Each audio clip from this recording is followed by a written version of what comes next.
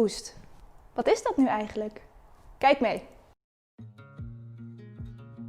Kinkhoest noemen ze ook wel de 100-dagenhoest. Door te hoesten kun je een ander besmetten met de kinkhoestbacterie. Als je besmet bent, word je na 2 weken verkouden. Daarna krijg je koorts en erge hoestbuien. Voor baby's is kinkhoest gevaarlijk. Van het hoesten raken ze zo uitgeput dat ze moeite krijgen met ademhalen. De longen kunnen onherstelbaar beschadigen en door zuurstoftekort kan blijvende hersenbeschadiging ontstaan. Antibiotica helpen in de eerste weken alleen tegen de koorts, maar werken niet tegen de lang aanhoudende hoestklachten. De laatste 20 jaar komt kinkhoest weer meer voor. Dat komt omdat de bacterie is veranderd, waardoor het vaccin minder goed werkt.